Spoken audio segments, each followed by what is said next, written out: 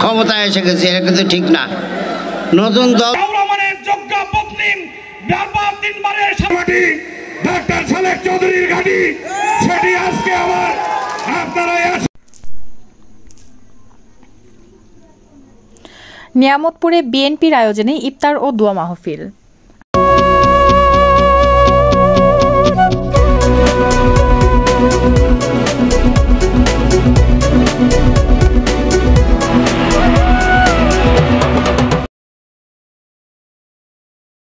আসসালামু আলাইকুম, এডিপি বাংলা সংবাদে সবাইকে স্বাগত জানাচ্ছি আমি ঐশী ইসরাত কাজল। আমাদের নিজস্ব প্রতিনিধি শেখ রুবেল আহমেদের তথ্যচিত্রে দেখুন বিস্তারিত। নওগাঁ নিয়ামতপুরে ৩ নং ভাবিচা ইউনিয়ন বিএনপির আয়োজনে ৯ মার্চ রবিবার বিকেলে কুমরইল সরকারি প্রাথমিক বিদ্যালয় মাঠে আলোচনা সভায় ইফতার ও দোয়া মাহফিল অনুষ্ঠিত হয়। আলোচনা সভায় ৩ নং ভাবিচা ইউনিয়ন বিএনপির সাবেক সভাপতি সেকেন্দার আলীর সভাপতিত্বে ও উপজেলা বিএনপির আহ্বায়ক কমিটির সদস্য মোহাম্মদ রেজাউল করিম এবং ৩ নং ভাবিচা ইউনিয়ন বিএনপির সাংগঠনিক সম্পাদক মোহাম্মদ এনামুল হক এর সঞ্চালনায় প্রধান অতিথি হিসেবে উপস্থিত ছিলেন নওগাঁ ১ আসনের সাবেক সংসদ সদস্য বীর মুক্তিযোদ্ধা ডাক্তার মোহাম্মদ সালেক চৌধুরী। প্রধান বক্তা হিসেবে বক্তব্য রাখেন নিয়ামতপুর উপজেলা বিএনপির সাংগঠনিক সম্পাদক শামীম রেজা চৌধুরী বাদশাহ। বিশেষ অতিথি হিসেবে উপস্থিত ছিলেন ১ নং হাজীনগর ইউনিয়ন পরিষদের সাবেক চেয়ারম্যান আমিনুল ইসলাম ভিপি, নিয়ামতপুর উপজেলা যুবদলের আহ্বায়ক মঞ্জুরুল ইসলাম, যুগ্ম আহ্বায়ক মেহেদি হাসান, শ্রীমন্তপুর ইউনিয়ন বিএনপির সাবেক সাধারণ সম্পাদক খলিলুর রহমান খলিল সহ আরো অনেকে। ইনশাআল্লাহ আমরা জিহাদ দল করে মনে করেন না ক্ষমতায় এসে গেছে, এটা কিন্তু ঠিক না। নতুন দল তৈরি করতেছে, ভারতের টাকার অভাব নাই, শেখ হাসিনার টাকার অভাব নাই।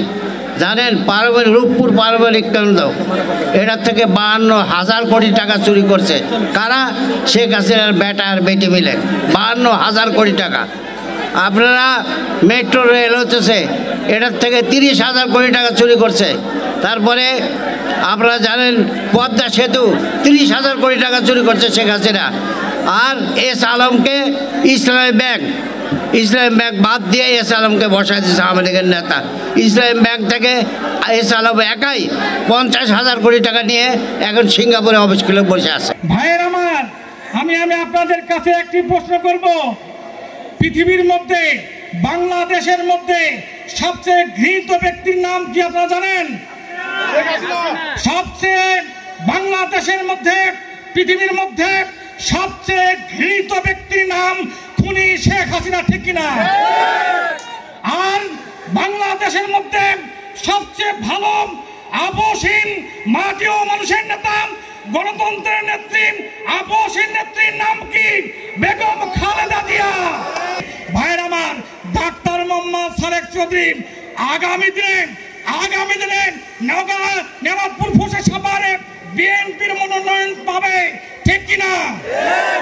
গত নির্বাচনে এখানে যারা এখানকার সাবেক চেয়ারম্যান, আমি বলতে চাই মোস্তাফিজুর রহমান, উনি কিভাবে কাট পেয়েছিলেন জানেন না? উনি হাইকোর্টে মামলা করেছিলেন। বিএনপির মহাসচিব মির্জা ফখরুল ইসলাম আলমগীর নিয়ামতপুর পৌরসভা সাভারের ইউনিয়ন ডিসির বিরুদ্ধে বিএনপির বিরুদ্ধে মামলা করে উনি কাট নিয়ে এসেছেন, ঠিক কিনা? উনি বিএনপির সঙ্গে বেইমানি করেছেন।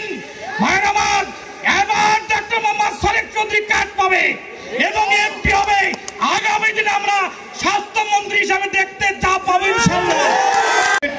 একত্রিত হয়েছেন আমাদের এই ৩ নম্বর ইউনিয়নের মাটি, বিএনপির ঘাঁটি, ৩ নম্বর ইউনিয়নের মাটি, ডাক্তার সালেক চৌধুরীর ঘাঁটি, সেটি আজকে আবার আপনারা আশিকপুর কুমরইল সরকারি প্রাথমিক বিদ্যালয় মাঠে কানায় কানায় পূর্ণ হয়ে সেটি আপনারা জানিয়ে দিয়েছেন। ভাইরা, ঘটনা ঘটতেছে, কিছু আওয়ামী সন্ত্রাসী যারা কিছুদিন আগে আমাদের ছোট ভাই ছাত্রদল নেতা অমিত মাহমুদের উপরে যে সন্ত্রাসী কায়দায় হামলা করা হয়েছে তার নিন্দা ও প্রতিবাদ জানাই এবং যারা হামলা করেছে তাদের অনতিবিলম্বে গ্রেফতারের আওতায় আনার জন্য আমি বিশেষভাবে আরো অনুরোধ জানাচ্ছি। ভাইরা আমার, আসলে সামনের দিনগুলো আমাদের বিএনপির জন্য হয়তো অনেকেই মনে করি আমরা বিএনপি ক্ষমতা চলে আসছে নাকি, এখনো আসেনি। সামনে আমাদের ভোট, আর এই ভোট হাসিনা মার্কা ভোট না,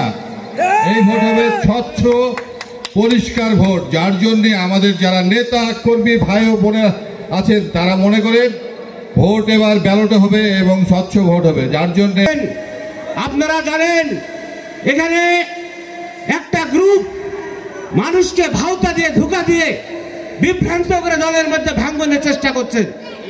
আপনারাই বলেন 1996 সাল থেকে 2018 সাল পর্যন্ত বাংলাদেশ জাতীয়তাবাদী দলের চেয়ারপারসন দেশনেত্রী বেগম খালেদা জিয়া এবং ভারপ্রাপ্ত চেয়ারম্যান জনাব তারেক রহমানের মনোনীত বিএনপির ধানের শীষের এই 49 আসনে কে প্রার্থী ছিল ভাই বলেন? ডাক্তার সালেক চৌধুরী ছাড়া কেউ প্রার্থী ছিল? এ পর্যন্ত কেউ প্রার্থী হয়েছে? কেউ দিতে চায় যে যেভাবে কথা বলার চেষ্টা করুক, ডাক্তার সালেক চৌধুরীর কোনো বিকল্প নাই।